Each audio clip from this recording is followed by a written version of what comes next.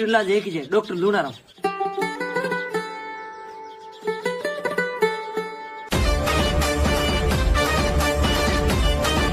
इसमें तो मुझे समझ में ही नहीं आ रही है क्या प्रॉब्लम है। डॉक्टर साहब एड़ी खांसी आवे जल्दी ही रहे हैं। अच्छा आप भी ठीक करके देता हूँ।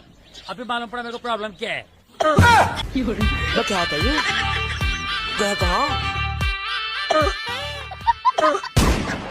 डॉक्टर साहब मैं ये खांसी की इलाज है।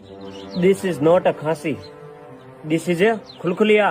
ओहो हमें की करना पड़से? ये खुलखुलिया रो एक ही इलाज है पूरी दुनिया में, डॉक्टर लूनाराम।